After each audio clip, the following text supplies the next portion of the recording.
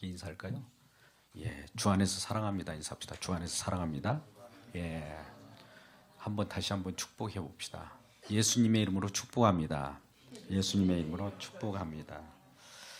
예, 그렇습니다. 우리 예수 잘 믿으라 이런 말을 많이 듣잖아요. 서로 교제 가운데 예수 잘 믿어야 된다 이런 말은 누구나 다 하는 말이고 또 명제이죠. 우리가 예수를 믿고 있기 때문에 혹여나 서로 마음을 같이 하기 위해서 상대방을 배려하는 마음으로 그런 말을 많이 하게 되는데요.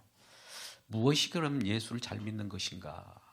이거에 대해서 아는 것이 중요한 거예요. 예수를 잘 믿는다. 무엇이 예수를 잘 믿는가?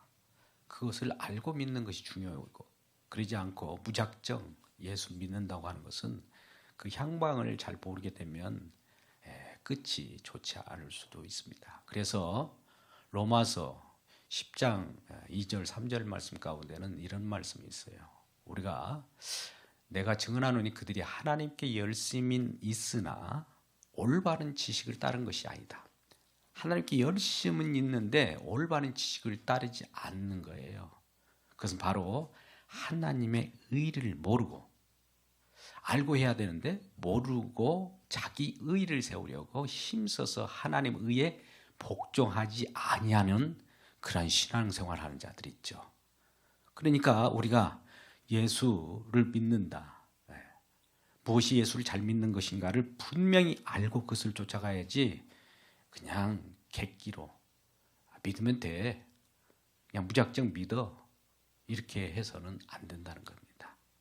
그래서 오늘은 이러한 취지의 내용들 가지고 우리가 말씀의 세계로 들어가면 자기 의는 사라집니다. 말씀이 우리를 지배하고 성령이 우리를 지배하기 때문에 그동안의 내 자존심, 또 내가 가지고 있는 경험, 나의 지식, 이런 것들은 하나님을 올바로 아는 지식에 의해서 지배받게 되고, 하나님이 우리를 지배하심으로 말미암아 말씀의 세계 속에서는 자기 의는 사라지고 하나님의 의만 높아졌을 때 우리는 그 속에서 우리 주님의 놀라운 은혜와 생명을 볼 수가 있는 것입니다.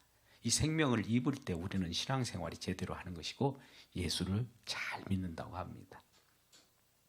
오늘 본문의 말씀은 비유의 말씀인데요. 사실 이건 악한 농부의 비유라고 하는 유명한 비유의 말씀입니다. 내용은 그렇습니다. 포도원을 새로 받은 농부가 있었습니다. 이 한 집이 한 집주인이 있었는데요. 포도원에 만들어서 오늘 본문의 말씀 보니까 포도원을 만들어서 산 울타리를 두르고 거기에 즙자는 틀도 만들고 망대를 짓고, 망대라는 것은 높은 곳에서 이 포도원을 울타리를 지었다는 것은 어떤 구역을 정해 놓고 그곳에 많은 무리들이 넘나들지 못하도록 방어하는 거 아닙니까? 망대를 통해서 많은 부분들을 보고 전망을 바라보면서 있는 곳들, 그런 것입니다. 어떤 일정한 포도원을 만들게 된 것이죠. 그래놓고 모든 것을 다 준비했어요. 그리고 농부들에게 새로 주고 타국으로 갔다. 이 한 집주인은 정말 모든 조건들, 여건들, 그 농부들이 새로 받고 그 포도원을 지어서 살아가는데 부족함이 없는 모든 조건들을 다 제시해 준 거예요. 즙자는 틀까지도, 울타리 두르는 것까지도, 망대 짓는 것까지도. 그리고 나서 이제 타국으로 떠났다가 34절, 열매 거둘 때가 가까움에 그 열매를 받으려고 자기 종들을 농부들에게 보냅니다.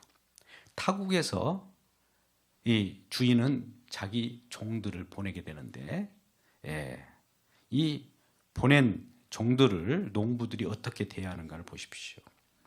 농부들이 종을 잡아 하나는 심히 때리고 하나는 죽이고 하나는 돌로 쳤다라고 합니다. 이 하나하나 보내는 자마다 이렇게 주인께서 그 포도원을 이렇게 농부에게 새로 주어서 그 은혜로 살아가게 했는데도 불구하고 이제 거두어 드릴 때에 그와 같이 종들 보내니까 다 이렇게 대하는 거예요.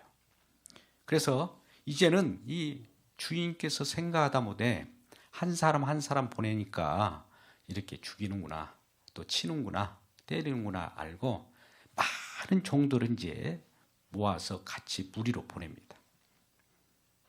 그래서 36절 다시 다른 종들 처음보다 많이 보내니 그들에게도 그렇게 하였느냐.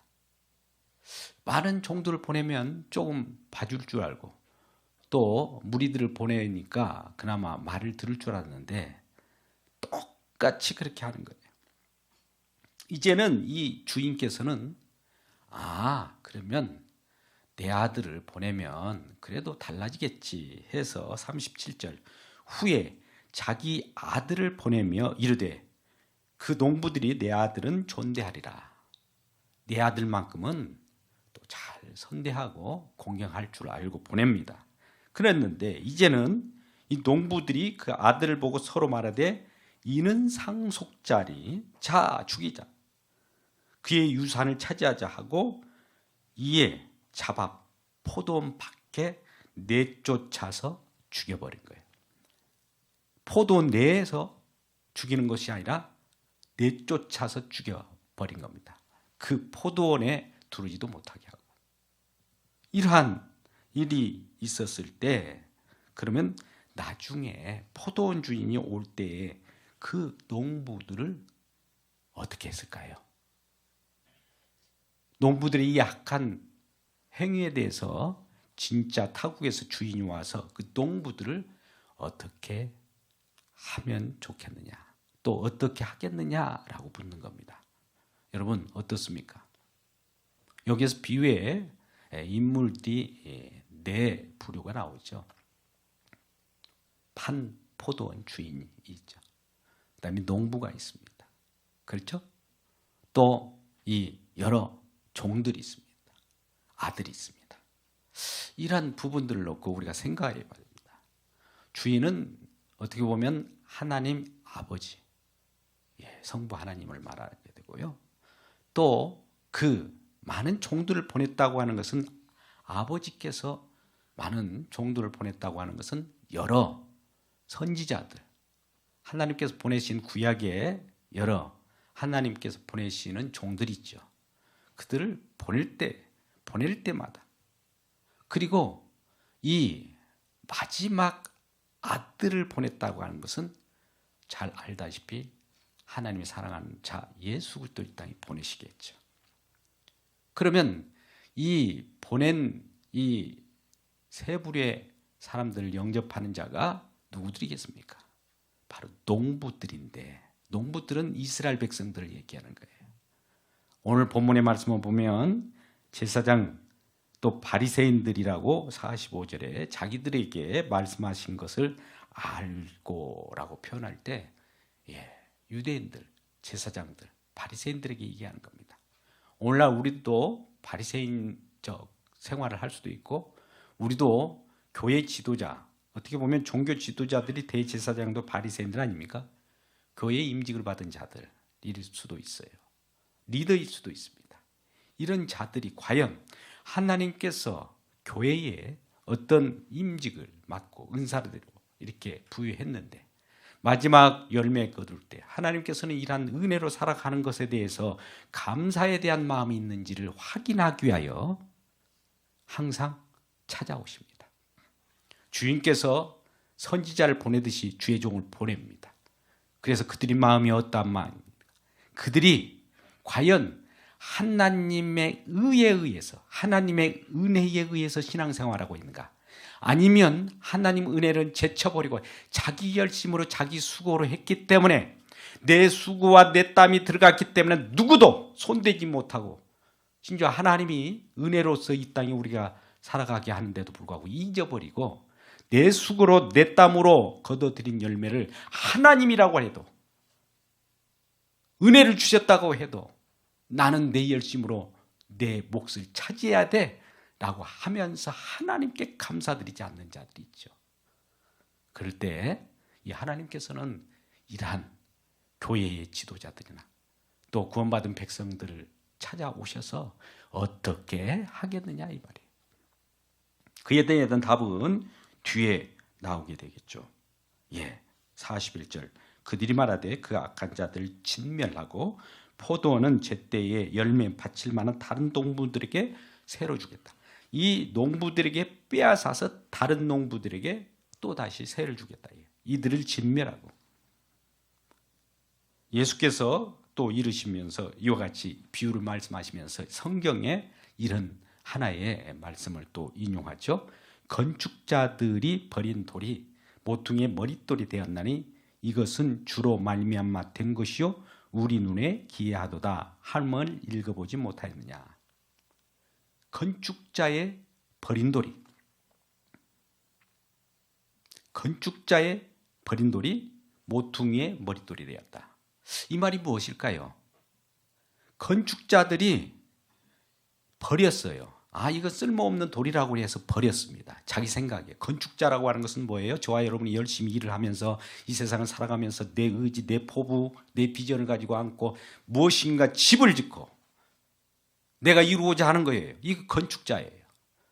이런 세상적으로 살아가는 많은 자, 자기 욕심을 위하여, 자기 포부를 위하여 살아가면서 자기 욕심대로 무엇을 짓고 있는 건축자에게 있어서 이 버린 돌, 나는 이 돌은 필요 없어 라고 버려버렸는데 이 버린 돌이 오히려 모퉁이의 머릿돌이 되었다. 나중에 보니까 우리는 필요 없는 거야. 저거 아무 쓸모 없어. 하나님 무슨 소용이 있어? 예배가 무슨 소용이 있어? 하나님께서 우리에게 주신다고 하는 것이 무슨 소용이 있어? 감사가 무슨 소용이 있어? 라고 가치 없어 버려버린 것이 나중에 어떻게 옵니까? 하나님께서는 그를 모퉁이의 머릿돌이라는 건 뭡니까? 그 중심 아닙니까? 가장 중요한 교회의 혹은 건물의 건축에 있어서 가장 요긴하게 이 건물은 어떻게 형성되었고 또 그 머릿돌이라고 하는 것은 그것을 기반으로 해가지고 세워지는 거 아니겠습니까? 가장 소중하게 쓰는 거예요. 우리는 필요 없다고 생각했는데 하나님께서는 가장 소중하게 쓰였다는 겁니다. 오늘 우리가 예수 믿고 예수를 잘 믿는 것이 무엇인가? 나의 열심으로 건축을 합니다. 그러면서 내 생각에 이것은 별 볼 일 없어. 이건 소중하지 않아. 가치 없는 거야. 라고 하는 것이 오히려 하나님께서 그게 욕이 나는 것이라는 거예요. 우리 눈이 가리워져서 그 소중한 것을 못 보는 거예요. 눈에 보지 않으니까. 가치 없는 것으로 이렇게 생각할 때 버려봤을 때 이 하나님께서는 그 버린 돌을 모퉁이의 머릿돌로 가장 소중한 걸로 쓴 것 이런 것들을 읽어보지 못했느냐라고 예수님께서는 반문하고 있죠. 43절 그러므로 내가 너에게 이르노니 하나님 나라를 너희는 빼앗기고 이 천국이라고 하는 이 소중한 것 우리가 예배를 드리고 또 신앙생활하고 예수를 잘 믿는다는 것이 무엇이냐? 천국 소유된 백성으로 왕같은 제사장들 그의 나라의 백성으로 살아가는 거 아닙니까? 근데 이러한 소중함을 알지 못하고 포도원이라고 하는 이 천국, 포도원이라는 이 교회, 포도원이라는 삶의 터전이 누구로부터 왔는지를 생각하지 않고 그 속에서도 나의 욕심과 내 자존심과 이런 것으로 살아간단 말이죠. 그럴 때 이 나의 하나님 주시는 은혜로 말미암아 이루어지는 하나님의 의로 말미암아 이루어지는 하나님의 의는 빼앗기게 된다는 거예요. 그래서 그 나라 열매 맺는 백성들이 받는다. 또 다른 사람들 진정한 이 가치를 알고 이 모든 것들은 우리 주님의 은혜입니다라고 하는 그런 자들에게 갚아쳐진다는 거예요. 이 돌 위에 그러면서 떨어지는 자는 돌 위에 떨어지는 자, 이 모퉁이의 머릿돌 위에 떨어지는 자들은 깨어지겠고 또 심지어 이 돌이 그들이 위에 떨어지면 그들이 가루가 된다는 겁니다. 어떻게 보면 하나님의 가치, 하나님의 은혜를 모르고 하나님을 모르고 자기 열심을 내는 자, 이런 자들에게는 어떻게 오냐? 심판이 다가온다고 그래요. 요한복음 5장 22절 23절 말씀 보니까 이렇게 말씀하고 있습니다. 이제는 심판권을 아버지께서 아들에게 주었어요. 이제 아들에게 맡겼기 때문에 아들이 이제 이 모든 심판을 거명하고 있는데, 아버지를 공경하듯이 이제는 아들을 공경해야 돼요. 그런데 아버지를 공경하는 것 같지 아들을 공경하려고 아들에게 심판권을 줬는데도 불구하고, 아까 이 아버지 하나님 포도원 주인이 아들을 보냈는데 이 아들을 공경하지 않고 포도원 밖으로 내쫓아서 죽여버렸단 말입니다. 심지어 우리 마음이, 우리 욕심에, 우리 살 길을 찾으려고 예수님을 십자가에 못 박아 죽이는 것과 같은 거예요. 내 욕심 때문에 누군가 죽는다는 말이에요. 이런 일들이 있을 때 과연 그러한 사람들에게 천국이 보장되겠느냐, 이 말씀을 합니다. 예, 이러한 무거운 말씀을 우리가 들을 때마다 아유, 이거 어떡하지? 그런데요, 이러한 포도원을 주는 우리 하나님의 마음을 한번 보자고요.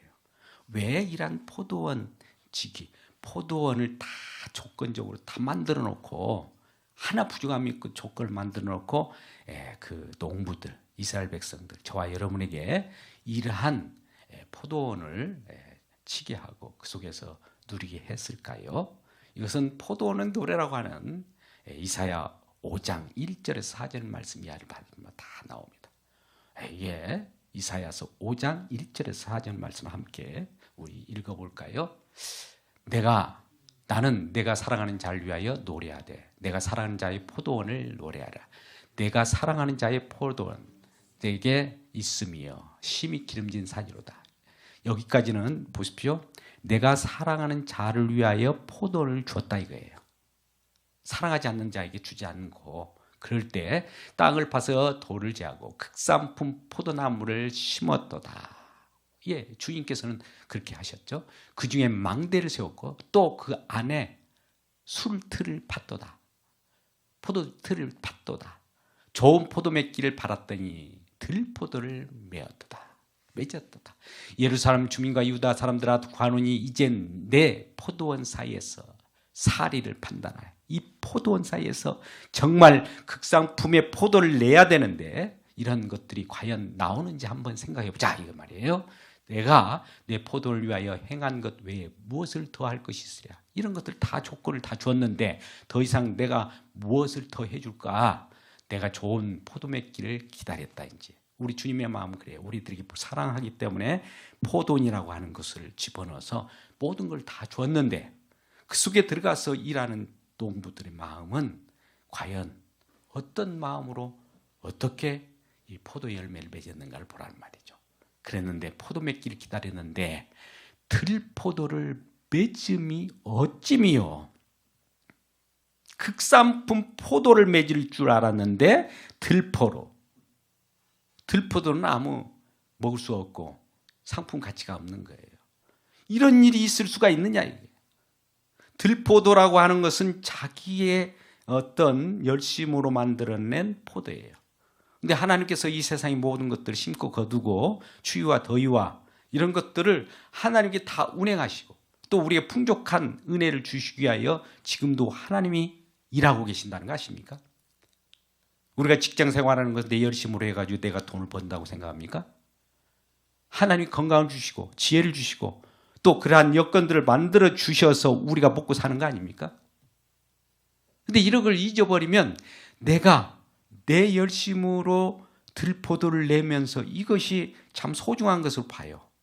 근데 하나님은 은혜로 우리에게 주셨단 말입니다. 우리에게 재능도 둘렀고 우리에게 지식도 주었고 우리가 살 수 있는 여건들 다 주셨는데도 불구하고 이것을 하나님이 주신 것으로 여기지 않을 때 하나님의 은혜가 베어지지 않는 것, 하나님의 은혜에 손길이 들어가 있지 않는 것은 들포도예요. 하나님의 은혜로 하나님의 은사로 하나님 주신 것으로 열매를 맺는 것은 극상품 포도나무라고 해요. 하나님은 극상품을 만드는데 전문가입니다. 그래서 이러한 극상품을 만들 수 있도록 하나님께서는 이 교회에도 많은 청지기들, 선한 청지기, 직분자들에게 은사를 줘요. 은혜를 줘요. 예배 시간을 통해서 은혜를 받으려고 또 말씀을 통하여 우리 성령께서 역사하셔서 우리들에게 주신단 말입니다. 이 은혜를 받아서 일을 해야 돼요. 은혜 받지 않고 일하면은 그것이 들포도밖에 못 내요. 은혜를 받고 일하면 극상품 포도나무를 그도분의 열매를 맺을 수가 있는 것이요. 그거를 가지고 내놓으라는 거예요. 내 은혜로 말미암아 이렇게 이루어진 열매를 한번 내놔봐. 나를 기억하고 있었니? 내가 타국에 갔다고 해도 타국에서도 내가 다 보고 있었어. 그 열매를 한번 내놔봐. 이 열매를 요구하는 것은 그 열매 자체에 하나님께서 이것이 어디로부터 왔는가를 확인하는 차원이지 하나님이 그것을 열매를 빼앗아가려고 하는 건 아니에요. 이것이 어디로부터 근원됐는가를 알아내는 거예요. 그래서 우리는 교회의 지도자, 오늘 보면 종교 지도자로 대제사장과 그 바리새인들이 지금 비유로 듣고 있는데요. 우리 모두도 함께 들어야 됩니다. 그러면 우리 교회의 구원받은 백성들, 하나님의 은혜를 받고 또 날마다 감사가 넘쳐나는 우리들에게 과연 어떻게 선한 청지기로서 역할을 해야 될 것인가를 베드로전서 4장 10절에서는 이와 같이 말씀합니다. 같이 읽어볼까요? 시작. 각각 은사를 받은 대로 하나님의 여러 가지 은혜를 맡은 선한 청지기같이 서로 봉사하라. 예. 만일 누가 말하려면 하나님 말씀을 하는 것 같이 하고 누가 봉사하려면 하나님이 공급하시는 힘으로 하는 것 같이 하라. 이는 범사에 예수 그리스도로 말미암아 하나님이 영광 받으시게 하려 하심이니 그에게 영광이 권세와 세세토록 무궁하게 있느니라. 이렇게 말씀한 거예요. 자, 우리는 하나님께서 은사를 받았어요. 그러면 은혜를 받은 자처럼 선한 청지기. 선한 청지기는 그 은사를 주고 은혜를 주신 분에 의해서 충성된 종으로 일합니다. 내 능력으로 일하는 것이 아니에요. 그러면서 그 은혜를 주신 분이 어떤 걸 공급해 주신다고요? 4장 11절에 뭘 공급해요? 우리에게 하나님이 봉사하려고 할 때 우리가 선한 청지기로서 무엇인가 일을 하고 이러한 직임을 바탕으로 어떤 전도를 하고 구제를 하고 봉사를 하고 이런 일을 하는 것은 공급하시는 이가 누구예요? 하나님이 공급하시는 걸로 하라는 거예요.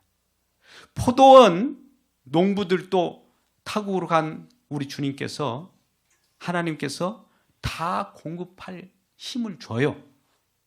다 이 세상 운행하시고 움직이고 우리가 살아가는 방편이 그에게서 오는 그에게서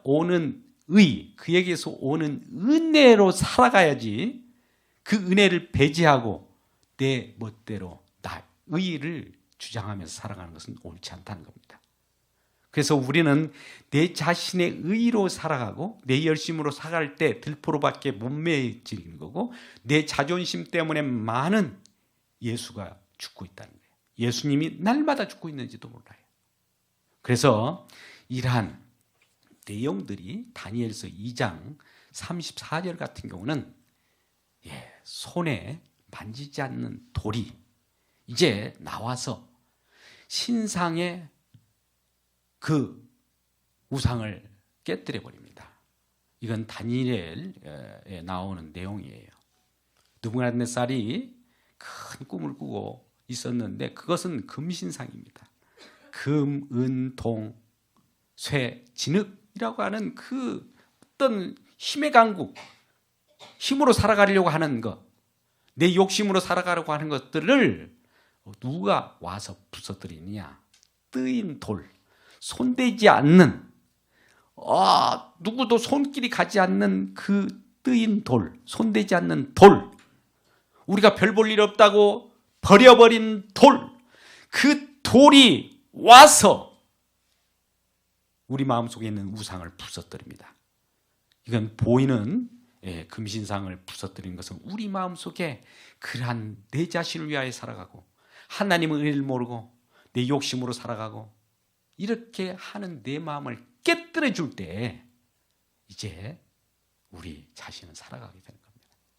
이러한 은혜가 우리에게 임할 때 하나님께서는 놀라운 포도원에 이 깨뜨렸다는 것은 우리 속에 포도원의 악한 농부들이 그 포도원을 점거하면서 그 종들을 때리고 죽이고 아들까지 죽이는 그런 일들을 벌일 때 그런 마음을 갖는 우리들을 짓밟고 깨버리는 것과 같아요. 그 돌이 우리에게 부딪힐 때는 우리가 심판을 받는 것이죠. 그럼에도 불구하고 우리에게 새로운 포도지 틀을 통해서 극상품을 만들 수 있는 포도원을 질 수 있도록 다시 기회를 주는 겁니다. 여러분, 오늘 본문 말씀 볼 때 진정으로 과연 우리들에게 하나님께서 원하시는 것이 무엇인가? 하나님의 은혜로 살아가라는 겁니다. 물론 우리 열심도 중요하지만 그 열심이 향방 있는 열심이어야 되고 이 우리의 열심이 오히려 하나님의 의를 배제하고 또 자기 의를 높이려고 열심을 다하여 하나님을 배제하는 어리석인 꼴이 될 수도 있다는 겁니다. 우리가 신앙생활을 하는 것이 무엇입니까? 하나님의 의를 드높이고 나의 의가 그 앞에 복속되어지고 복종할 때 하나님께서 우리의 큰 은혜를 주실 줄 믿습니다. 이러한 모두가 하나님이 기대하는 삶으로 큰 삶을 기쁨으로 살아가는 저와 여러분 되시기를 주의 이름으로 축복합니다. 기도하겠습니다.